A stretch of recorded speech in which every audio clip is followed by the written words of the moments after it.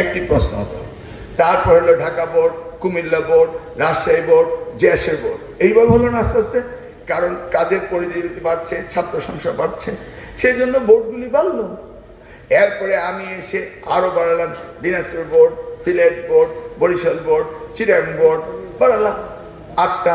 বিগত দিনাজপুর বোর্ডও করলাম, হলো 8টা। এরপরে আবার বিগত সরকার করলাম ময়মনসিংহ বোর্ড, 9টা বোর্ড হলো। আর 2টা তো টেকনিক্যাল বোর্ড, মাদ্রাসা বোর্ড রয়েছে। এই 9টা বোর্ডে আলাদা আলাদা প্রশ্ন করতে শুরু করলো, নিজেদের মধ্যে প্রতিযোগিতা হতে শুরু করলো। এটা কি হয়? আমি রাজশাহীর ছাত্র না আমি ঢাকার ছাত্র, না আমি চিরাঙ্গের ছাত্র না আমি দিনাজপুরের ছাত্র, আমরা তো একই প্রশ্নপত্র পরীক্ষা দিতে পারি। জিজ্ঞেস করলাম, ঠিক আছে এটা চেঞ্জ করা কেন যায় না? বললো যে স্যার, চেঞ্জ করলে যদি হঠাৎ করে প্রশ্নপত্র আউট হয়ে যায়, তার মানে এখন আমরা ভাববো প্রশ্নপত্র আউট হয়ে যায়, সেই জুজুবুরু ভয়ে থাকবো। প্রশ্নপত্র আউট হলে এই ডিভাইসে আউট হবে, তা কি আমরা বুঝবো না? প্রশ্নপত্র কি আউট করবে, রিলেটেড কি আমরা কি জানি না?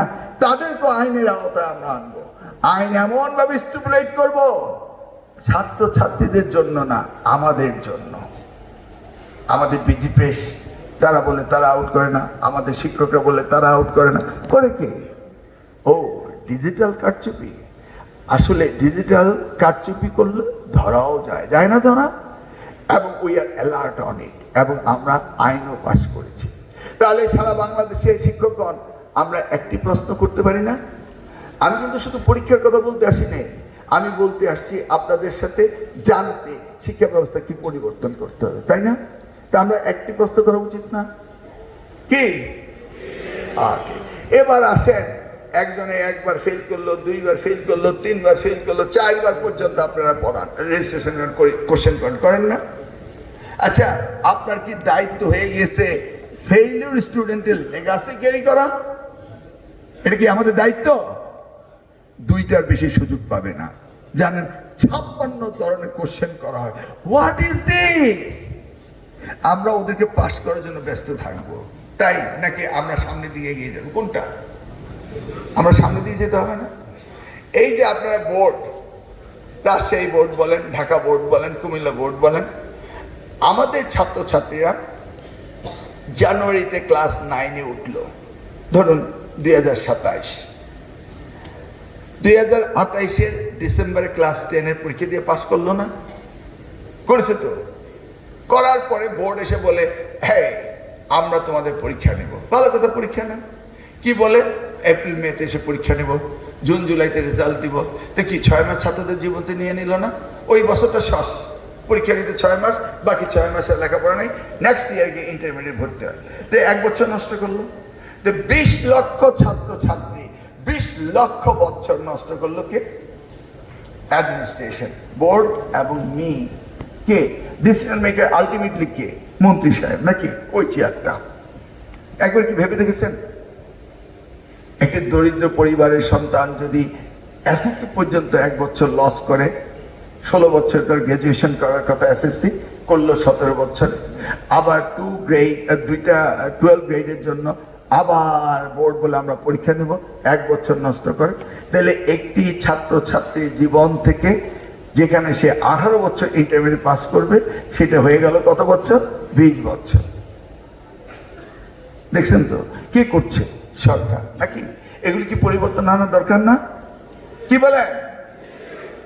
আমরা পরিবর্তন আনতেই হবে, এটা তো আমাদের সন্তান। এখন যদি আপনি ডেমোগ্রাফিক ডিভিডেন্ডের কথা বলেন, 20 লক্ষ মানে এসএসসিতে নিয়ারলি 20 লক্ষ পরীক্ষা দেয়, এইচএসসিতে নিয়ারলি 20 লক্ষ পরীক্ষা দেয়, 40 লক্ষ বছর জাতির জীবন থেকে নষ্ট হচ্ছে। কি ইয়াংদের জীবন নষ্ট হচ্ছে। আবার আমরা টেকনিক্যাল এডুকেশনকে মনে করি টেকনিক্যাল এডুকেশনের ডিপ্লোমারা মনে করে আমরা ইঞ্জিনিয়ারিং কলেজের সাথে 4 ইয়ার্স, মানে সবাই উচ্চ শিক্ষা। কেন? টেকনিক্যাল এডুকেশন পলিটেকনিক ইনস্টিটিউট ছিল, ম্যাট্রিক পাস করবে 3 বছর।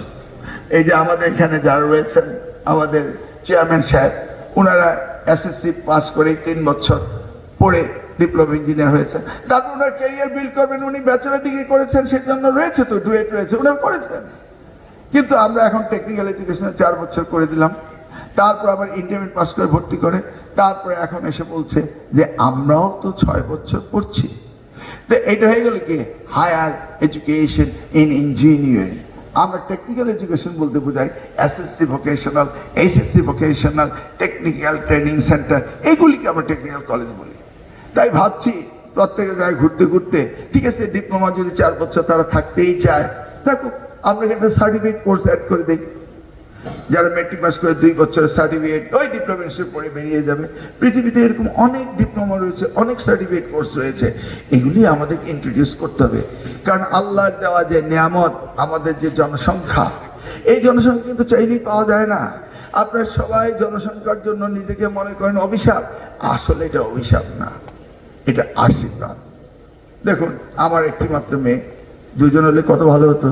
আর আমার ভাই বোন, আমরা 10 ভাই বোন, সেই আমার মা কত আরামে আছে এখনো, আমরা কত সেবা করি একজনের পর একজন। সকলে আমেরিকায় থাকে, সকলে হিসাব করে রাখে 1 মাস করে ছুটি নিয়ে আসবে বছর রাউন্ড দিয়ে, আর একজন না একজন আমেরিকাতে এসে আমার মায়ের পাশে বসে থাকে। You see how lucky she is. এই যে মানব সম্পদ, এটাকে অভিশাপ মনে করা যাবে না। এটাকে অভিশাপ হয় তখনই যখন এই বাংলাদেশ যারা চালাচ্ছেন তারা যদি তাদেরকে কর্মক্ষম জাতি হিসাবে তাদেরকে কনভার্ট না করতে পারেন, তাই না? দেখুন হিসাব করে পৃথিবীর উন্নত দেশে ম্যাক্সিমাম দেশগুলো বেশি লোক মারা যাচ্ছে, কম লোক জন্মগ্রহণ করছে। More people are dying, less people are taking birth. More than 30 developed nation, more than 30। আর আমরা কি ভাগ্যবান, less people are dying, more people are taking birth. জনসংখ্যা বোমিং হচ্ছেই। এটা কি আমাদের ভাগ্যের ব্যাপার না? দেখুন আমাদের মাদ্রাসা এডুকেশনে অ্যারাবিকের সাথে আমরা যদি ঠিকমতো টেকনিক্যাল দিতে পারি, তাহলে মিডল ইস্ট পুরোটাই আমরা দখলে নিতে পারি। আমরা যদি বিভিন্ন প্রতিষ্ঠানে ল্যাঙ্গুয়েজ প্রোগ্রাম দিতে পারি, কোরিয়ান বলেন, জাপানিজ বলেন, চাইনিজ বলেন, তারা বসে আছে। এক্সামিনাররা অনেক সময় খাতা দেখায় তেমনভাবে সিরিয়াস হবে না, অর্থাৎ আমি বলছি না ফেল করিয়ে দেওয়া। খাতা দেখবেন, ছাত্রছাত্রীরা যতটুকু লিখেছে ততটুকুর জন্য পার্সিয়াল মার্ক যেখানে দেওয়ার কথা সেখানে দেবেন, সুন্দরভাবে দেখবেন। অনেকে রিলাক্টেন্টলি দেখেন, যাচ্ছে তাই। আবার অনেকে দেখেছি হেল্পার দিয়ে খাতা দেখান, নিজের সময় নেই, এই ক্লাস 10 একজন ছাত্রকে টিউটরিং করাচ্ছে, এই তুই দেখে দে। মানে there is so many things. এগুলি সকলে করে না, 2-1 জন করে। বাট আমাকে তো অ্যালার্ট থাকতে হবে। সেই জন্য আমি পরীক্ষার পরও খাতা দেখার র্যান্ডম স্যাম্পলিং আমি করব, দেখব যে এক্সামিনার ঠিক মতো খাতা দেখছে কিনা। সেখানে যদি এক্সামিনারদের কোনো দুর্বলতা থেকে থাকে, সেখান থেকে আবার এক্সামিনার ট্রেনিং প্রোগ্রাম আমি দেব।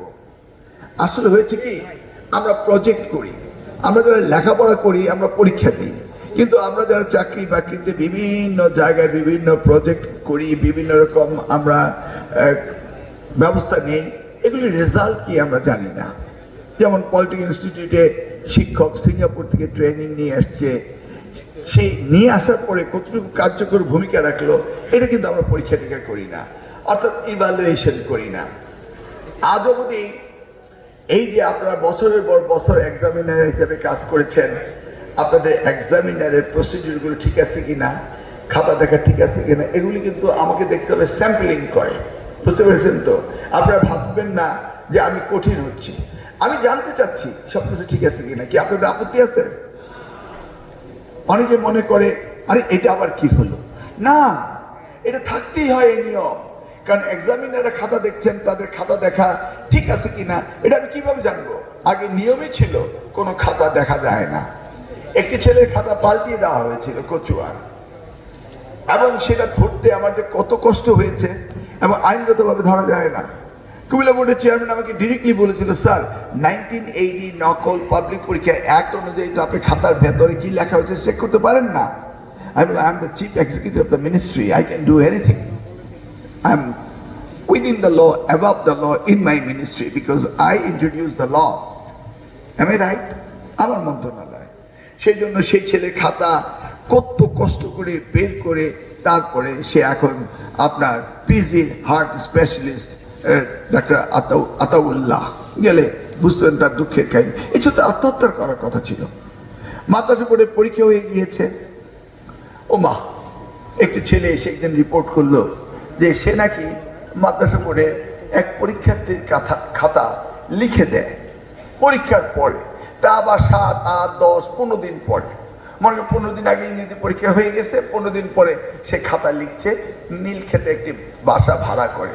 আরে কি অদ্ভুত ব্যাপার, পরীক্ষা হয়ে গেছে, খাতা সব গোডাউনে চলে আসছে, এখন ডিস্ট্রিবিউশন হবে। এর মাঝে ওই ছেলে বলে যে হ্যাঁ আমি লিখে দিচ্ছি। একে পাগলের প্রলাপ মনে হয়, বলে হ্যাঁ স্যার আমি লিখে দিচ্ছি। আর how could it be possible? পরীক্ষা হয়ে গেছে, খাতা গোডাউনে চলে গেছে, ডিস্ট্রিবিউশন হবে, সে নাকি খাতা লিখে দিচ্ছে। ওরে আল্লাহ, কত চেষ্টা করলাম এটাকে বের করার, কোন অবস্থায় বের করতে পারি না। কি আপনাদের মাথায় কোনো বুদ্ধি আসছে বের করা? আরে এ কি, এ তো নিউরো সায়েন্টিস্টও পারবে না। এ কি? তারপরে সিআইডি লাগালাম, ফলো করলাম। সিআইডি গিয়ে ওই ছেলেকে ধরতে হবে, ওই ছেলেটা নিজে এসে বলতেছে আমি খাতা লিখতেছি। ওর ধরে পিটানোর কোনো দরকার আছে? ও তো নিজে বলছে আমি আরেকজনের খাতা লিখে দিচ্ছি। শেষে বহু কষ্ট করে আবিষ্কার করলাম, বোর্ডের চেয়ারম্যান, বোর্ডের কন্ট্রোলার, বোর্ডের এক্সামিনার কেউ জানে না, কোন শিক্ষক জানে না, কেউ জানে না। এবার বুঝেন তো কি ধরনের মানে তারা চালাকি করে। বের করা হলো গোডাউনের যে দারোয়ান ছিল, যেখানে খাতা রাখা হয়, যে ছেলেটি পরীক্ষা দেয়, সেই পরীক্ষা দেওয়ার সময় আমি আবার আলিয়া মাদ্রাসা তার সিট, তার পাশে দিয়ে ঘুরে যাই, দেখি কি করে। আর এই সর্বনাশ লিখেই যাচ্ছে, লিখেই যাচ্ছে। আমি আবার আমার পিএসকে পাঠাই, পরের দিন তুমি দেখো। এরপরে আমার পিএসকে পাঠাই, সবাই দেখতেছে সে লিখে যাচ্ছে। আমি ওই ছেলেকে টার্গেট করেছি, বিকজ আমি তো ইনফরমেশন পেয়ে কাজ করছি, ধরতে পারি না। মানে সে 4-5টা এই এক্সট্রা পেপার নেয়, তো একটু মোটা হয়ে যায় না? সেখানে সে এগুলির মধ্যে ম্যাজিক মার্কার দিয়ে এখানে দাগ দিয়ে দেয়। ওইটা গোডাউন থেকে বের করে নিয়ে এসে ওমার শিট রেখে তারপর ওখানে ঢুকিয়ে দেওয়া হয়। ইউ সি, কত অভিনব পদ্ধতি আমি শিখেছি, শিখে শিখে শিখে নকল বন্ধ করেছি। এখন এসে দেখি আর কিছু করার নেই, এখন ডিজিটাল পদ্ধতি। এখন কি করব? তো এখন ডিজিটাল পদ্ধতি, ডিজিটালি আমাকে স্টপ করতে হবে। ওই সময় বলেছিলাম ভার্নারেবল সেন্টারে আপনারা ভিডিও ক্যামেরা দিবেন, তখন একটা ভিডিও ক্যামেরা নিতে 6000 টাকা লাগতো। তো এটাতে আমি কি করতাম, মানে মব অ্যাটাক হতো, তারপর যে আমাদের পুলিশ প্রশাসন আছে তাদের দ্বারা ধরিয়ে নিয়ে আসতাম আফটার দ্য এক্সাম। তো আমি before exam, exam time, after exam সব কিছু করে আমরা নকলের দাপন কাপন করে দিয়ে আসছিলাম। আমি রাইট? আবার দেখা গেল সরকারের সেই ইচ্ছেটি নেই, সেই জন্য পরবর্তীতে আবার দেখলাম যে আস্তে আস্তে এটা নষ্ট হয়ে গেল। তো আমি তো তখন আমেরিকা থেকে শিক্ষক ইম্পোর্ট করে নকল বন্ধ করিনি, আপনাদের তো করেছিলাম নাকি? কারণ আমার শিক্ষকরা আছে, এটা প্রমাণিত সত্য যে সরকার যদি সদিচ্ছা থাকে শিক্ষকরা সহযোগিতা করে, সরকার যদি সদিচ্ছা না থাকে শিক্ষকরা সহযোগিতা করে না। আই এম ফুললি কনফিডেন্ট আমার টিচাররা আমাদের আগের অবস্থানে যাবে। তবে এই যে ইলেকট্রনিক ডিভাইস, এই যে অন্য কিছু, এগুলির জন্য তো আমাদের সেই ব্যবস্থা নিতে হবে। তো এবার বেশি কিছু করার দরকার নেই, সিম্পলি আমরা ক্লোজ সার্কিট ক্যামেরার কথা বলেছি। এটা কিন্তু শুধু পরীক্ষার জন্য নয়, এই ব্যাপারে ভুল বোঝা যাবে না। আজকে পলিটেকনিক ইনস্টিটিউট বলে আসছি, ছাত্ররা কমপ্লেন করলো যে শিক্ষকরা ঠিকমতো ক্লাসে আসে না, ঠিকমতো পড়ায় না। আবার শিক্ষকরা কমপ্লেন করলো শিক্ষার্থীরা আসে না, এরা ক্লাসে অ্যাটেন্টিভ না। ওকে ফাইন, আমাকে তো কাজ করতে হবে। আমি ক্লোজ সার্কিট ক্যামেরা লাগাবেন, রেকর্ডিং থাকবে আর্কাইভে। আমি আপনার কাছ থেকে ব্লুটুথের মাধ্যমে আপনার পাসওয়ার্ড নিয়ে আমি ওই ক্লাসগুলি দেখবো শিক্ষকরা কি করে, ছাত্ররা কি করবে। কারণ আমাদের তো মনিটরিং করতেই হবে, কোনো তো বিকল্প নেই। দেখুন মাননীয় প্রধানমন্ত্রী বলে বসছে, ইউনেস্কো কমিশন বলেছে বাংলাদেশের জিডিপির 6% দিতে হবে, এবং মাননীয় প্রধানমন্ত্রী এবার এজেন্ডায় বলেছেন যে আমরা 5% দেব। হিউজ অ্যামাউন্ট, কিন্তু 5%। এই গত বাজেটেই দেখলাম ফেরত যাচ্ছে, কাজে লাগাতে পারছি না। আমি এসে 5% অলমোস্ট ডাবল আপ হয়ে যাবে আমার বাজেট, এই টাকাকে আমি খরচ করতে পারবো না। অতএব আমাকে এই যে বাজেট ইনক্রিজ হবে সেটাকেও তো সদ্ব্যবহার করতে হবে। তা আমাকে গ্র্যাজুয়ালি এই কাজগুলি করতে হবে। এবার ধরুন আমরা টার্গেট করব জিডিপি 3% পর্যন্ত নেওয়া যায় কিনা, আমরা টিচার্স ট্রেনিং, শিক্ষার মান উন্নয়ন, কিভাবে কারিকুলাম